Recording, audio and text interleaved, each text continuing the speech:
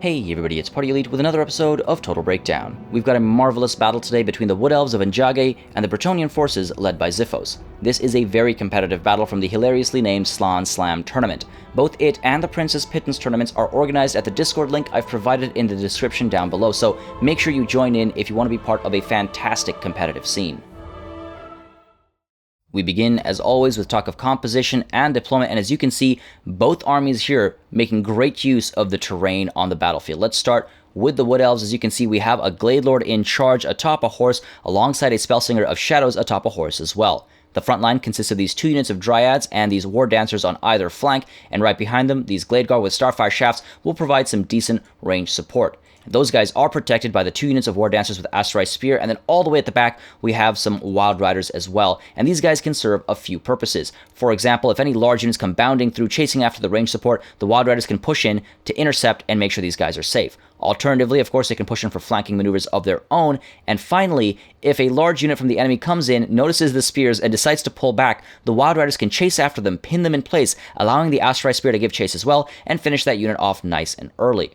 Up front over here, we have two units of Deepwood Scouts, and these guys will be able to creep forward, and with their fantastic range and their ability to fire while moving, they can get a lot of harassment done while pulling back into safety as well, so cause a fair bit of damage before lines are even close to meeting. And then finally, all the way off to the side over here, we have this unit of Wild Riders and another unit of War Dancers with the Asteroid Spear. These guys will look to creep up through the trees here and push in for flanking opportunities or take care of anything that's posted up on this little hill over there.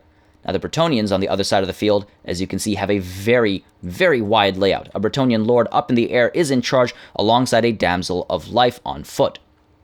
Up front, we've got three units of Peasant Mob, and this is most certainly not the front line, but they are there to absorb arrow fire, and they are expendable, so it's not going to hurt the army morale too much when they end up taking those shots and falling apart. Right behind them, we have the real front line. We've got this alternating line of Battle Pilgrims and Foot Squires, and that means we have a mix of armor-piercing anti-infantry capabilities, as well as the frenzied immunity to psychology alongside the shields of the Battle Pilgrims. Then back here, we've got three units of Peasant Bowmen able to fire away, but they will be outranged, of course, by the Wood Elf Archers, but still able to get some assistance done, while off to the side over here, you can see a whole separate contingent almost posted on this hill. We've got the Blessed Field Trebuchet able to fire from more or less the beginning and cause a fair bit of damage, in fact, and it is protected by the Foot Squires, the Peasant Bowmen, the Battle Pilgrims, and the Grail Knights over here, tucked in the trees, hidden. Using the terrain like this means that the enemy isn't able to come in from the side too easily. They can't push into the side, they have to pull further down, allowing the Bretonnians to respond in time. Or they come up this way, and of course the Bretonnians are ready to respond for that if that happens as well. So great use of terrain over there, and then finally for the Bretonnians all the way off to the side over here, using the trees as cover, we have this unit of the Knights of the Realm, and they're probably hoping to push in for flanking maneuvers of their own. So again, great use of terrain on both sides of the field, but let's see how it all breaks down. Right away, the Wood Elves are pushing forward. They have to be aggressive here, and you can see the Bretonnian Lord as well pushing towards the tree cover over here. It would have made a huge difference if the Bretonnian Lord had decided to go this way instead and spotted that flanking maneuver nice and early, but unfortunately, he pulls down this way instead, allowing that flanking maneuver to stay hidden at this point in time, at least. The Deepwood Scouts, meanwhile, fire away at some of these Peasant Mob, and they do manage to turn around and dodge those shots, so good micromanagement there, just dodging a couple of early shots, and you'll see the Lord does pull back, and I don't know if this was the intent here, or if it just happened to be the situation, but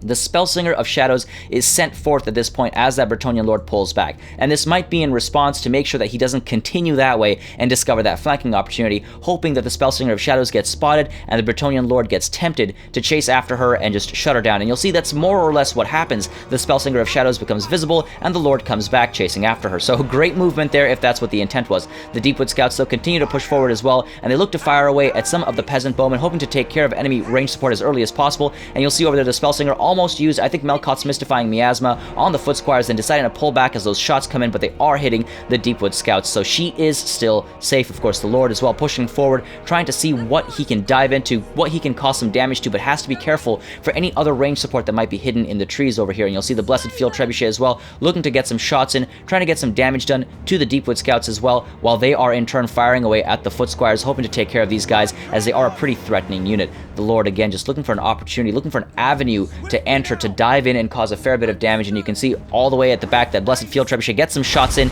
to these Deepwood Scouts, causing a decent amount of damage. The Glade Lord at this point as well, pulling out front here, hoping to get involved in the engagements as the Peasant Bowmen creep forward, trying to get the enemy within range, open fire, and right away the Deepwood Scouts get pulled back. So great micromanagement there. They still take a touch of damage, but it's not too bad as they are able to retreat from some of those shots. So great work there, and these Peasant Bowmen off to the side here, firing away at the Glade Lord, who in turn is firing away at the Damsel of Life. Great targeting there, trying to take care of Earthblood and Life Bloom nice and early, just remove that support from the field. While to the side here, you'll see the Lord again getting a little adventurous and taking some shots for it. The Glade Guard as well now pushing forward to the edge of the trees to get some shots in on the Lord, who's moving a little too far forward, needs to be pulled back into some safety, while the Glade Lord, you can see, is chasing after that damsel with some serious harmful intent there, causing a fair bit of damage, dropping her to almost half health here. So great work there, and using some fantastic micromanagement to dodge all of that range support. Meanwhile, the Earthblood does go down for the Damsel of Life, as well as these Peasant Bowmen trying to stay alive, but the Glade Lord continues to fire away, reducing that morale quite significantly. And as this is going on, all the way off in the distance, you can see we have these Wad Riders and the War Dancers with the Asteroid Spear creeping up from their initial starting position, using the trees to stay hidden and try and take care of that Blessed Field Trebuchet. It hasn't killed too many units just yet, but of course you don't want to leave an artillery piece free to fire. As that's going on as well, you can see up front the Lord is getting some focus fire from the Glade Guard over here, while these Deepwood Scouts are firing away at the Peasant Bowmen again, just trying to get rid of that range support nice and early. These Deepwood Scouts, meanwhile, are taking a fair bit of damage from the Blessed Field Trebuchet, but again, responding to the Peasant Bowmen as well, hoping to remove those guys from the field nice and early. And over here, you'll see we have the Glade Lord pushing forward, popping the Prey of Anathema on the Bretonnian Lord, pushing him and pinning him in place, rather, while we have her diving in to the Damsel of Life. So wonderful work there, just pushing into the Damsel of Life, trying to take care of her, while the Blessed Field Trebuchet is trying to fire into the Glade Guard over here, but unfortunately hitting the trees instead, not getting any damage done, and the Lord himself, Prey of Anathema, keeping him in place, and a lot of focus fire, just reducing his health significantly very quickly. The Damsel as well back here, you see in a very dangerous situation, dropping in health and morale, and she needs to pull back into some safety. We have these Battle Pilgrims pushing in to scare the Glade Lord off, and you'll see Earthblood goes down just in time, just before she starts to rout, and the Glade Lord has to pull back into safety as the Battle Pilgrims are right there, able to charge into her, and the Lord as well is free to intercept her escape route. So she has to get out of there, and you'll see the Lord does dive in, give chase, running after the Lord here, running after the Glade Lord rather, and all of that focus fire now comes in from all sides, forcing the Bretonnian Lord to fall back and take to the air, because he is now at half health, just below half health, in fact, a very dangerous situation. And now we have the front lines engaging as well. Across the board, you'll see the peasant mob, of course, aren't going to stand much of a chance. Over here, they're already being taken care of by these Dryads. Their morale is dropping extremely quickly, and of course, off to the side over here as well, we have these Wad Riders and War Dancers diving into these Battle Pilgrims, and a wonderful charge coming in alongside the War Dancers, just tossing these guys aside, while the Knights of the Realm here dive in and get hit by Melkot's Mystifying Miasma, slowing them down significantly and also causing a fair bit of damage as they turn around and try to charge into the Battle Pilgrims over here to try and provide some support to those Battle Pilgrims, in fact, but they are slowed down and they are taking a fair amount of damage as well. Meanwhile, you'll see the Bretonnian Lord as well diving in to get engaged, and as these front lines meet over here, you'll see that the Bretonnians feel confident enough in pulling their Battle Pilgrims and Foot Squires out from atop this hill. They keep their Grail Knights back there quite wisely, but the rest of the defensive structure pulls off the hill. Here, the Lord has decided to dive in using Foe Seeker. Earthblood comes in from that Damsel as well, very low on health, but using Earthblood to try and keep these guys alive and fighting. They are in terrible situations. Those Battle Pilgrims are falling apart, but as that situation is going on over here, take a look at what's happening over here as well. These Wild Riders see this as an opportunity to dive in, so they're pushing in after that Blessed Field Trebuchet because they don't know the Grail Knights are there, of course. At the same time, over here, we have these War Dancers with the Asteroid Spear diving into the Lord as a lot of that range fire comes in as well, dropping his health. In comes the Glade Lord as well, and now over here, we have the Wild Riders pulling back as those Grail Knights get spotted. So the Grail Knights push in, and the Wild Riders want to bait those guys into these War Dancers with the Asteroid Spear. And at the same time, we have these Battle Pilgrims pushing up the hill once again to try and shut down the War Dancers with the Asteroid Spear, and allowing the Grail Knights to stay away from the War Dancers so they can chase after the Wild Riders. Over here, the right flank has completely collapsed for Bretonnia, meanwhile. We've got these peasant bowmen on their way out. We've got a couple of shatters going on with the peasant mob as well. The damsel doesn't wish to stick around and fight. The Knights of the Realm have given up. So too have the Battle Pilgrims and the Bretonnian Lord as well, in a very dangerous situation. Over here on the left, these Deepwood Scouts are in a tough spot as well, as they are being taken care of between range fire from the peasant bowmen and range fire from the Blessed Field Trebuchet. They don't really want to stick around and fight. Now over here, you'll see the War Dancers with the Asteroid Spear engage the Grail Knights, but the Battle Pilgrims are pulling forward, and off to the side over here, the Lord as well is routing, very low on health, depleted on morale, and the Blessed Field Trebuchet continues to provide some support in the center now. In comes the Prey of Anathema, as well as Milkoth's Mystifying Miasma, slowing the Lord down, pinning him in place, causing damage with magic, and allowing the War Dancers as well as the Glade Lord to give chase and engage him. Over here, meanwhile, we have these Knights pulling back into safety as the Battle Pilgrims tuck in and intercept the War Dancers with the Asteroid Spear. The Wild Riders still looking for an opportunity to dive in, and this is where they see that chance coming in as that right flank completely shatters for the Bretonnians. You'll see these Wild Riders push in towards the Blessed Field Trebuchet. They feel like they have an opportunity here, but the Grail Knights say no. They push in for an interception of their own. So wonderful collection of orders going on over there, allowing the Bretonnian Lord to die down over here as that micromanagement is taking place up there. And you'll see the front lines again completely shattered, falling apart over here. We have these Knights of the Realm returning into the fray, but so too do these Wild Riders now pushing in towards this frontline engagement, trying to get a wonderful rear charge alongside these War Dancers with Asteroid Spear and the regular units of War Dancers as well. And this wonderful collection of rear charges is absolutely going to destroy what's left of these guys. And meanwhile, over here, these Battle Pilgrims hit by Melkoth's Mystifying Miasma, slowing them down, allowing these Glade Guard to pull back into some safety alongside the Deepwood Scouts as well, firing away at them. And so these Battle Pilgrims turn around and engage these War Dancers with Asteroid Spear instead, and like clockwork, in just a moment's time, replacing Melkoth's Mystifying Miasma almost, these Battle Pilgrims get hit by the enfeebling foe, reducing their melee attack, reducing their melee defense. Meanwhile, all the way off in the distance over here, you'll see a dangerous situation for the Wood Elves as we have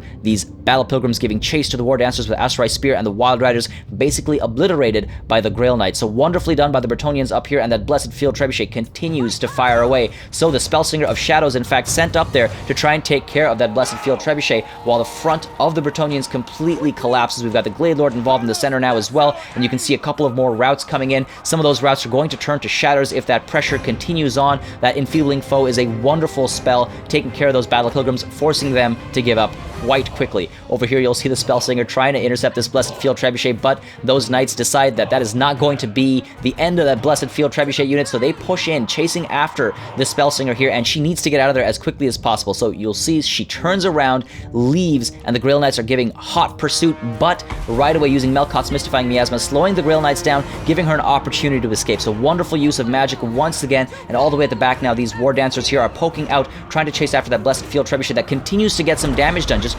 here and there, getting some hurt into these War Dancers with the Asteroid Spear, trying to hurt the Glade Lord as well, reduce enemy leadership, but you'll see the Bretonnian front line has completely collapsed. There are basically no infantry units left, except for those Battle Pilgrims back there who continue to give chase to these War Dancers with the Asteroid Spear. But again, we have these Grail Knights now turning back and giving chase to these War Dancers as well, hoping to toss them back, and of course, they're not braced, they're not ready for this attack, so they get thrown around and they take a fair bit of damage, while the Blessed Field Trebuchet continues to fire away at the various Wood Elf units as they try to close the gap to what's left of the Bretonnian forces. Once again, we have another use of the Prey of Anathema as well as Melkoth's Mystifying Miasma, trying to take care of these Grail Knights, pushing the Glade Lord in for melee while these War Dancers come in from the rear as well, but the Battle Pilgrims get involved as well with a wonderful rear charge, getting these guys to rout almost instantaneously. And over here, the Spellsinger decides to get involved as well, just to slaughter a couple of these Knights. The Prey of Anathema working as well as it can, keeping them pinned in place, but all of that range support is actually being used off to the side to eliminate whatever Bretonnian units might try to return from the side over here. You'll see we do have these War Dancers with Asteroid Spear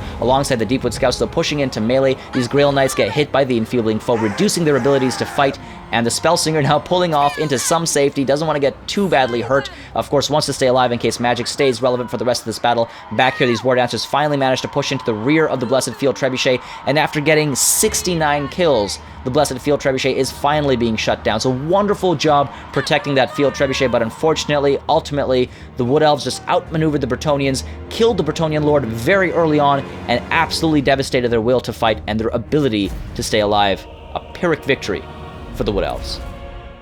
This battle was a great showcase of patience from both generals, with very clever maneuvers and approaches on both sides of the field. Between the exceptionally long period of skirmishing and clever hidden forces of the Wood Elves, we got a defensive force that stayed behind and expertly protected the Blessed Field Trebuchet as well.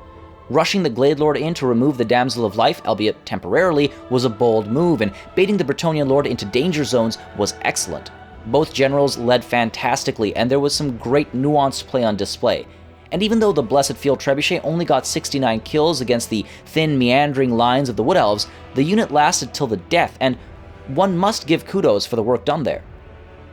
As always, make sure you subscribe to this channel for more Total War content, and keep sending in the battle replays. I do think it's one of the best ways to learn, and it's great to highlight such amazing plays from the community. Thank you very much for watching. I'll see you on the battlefield.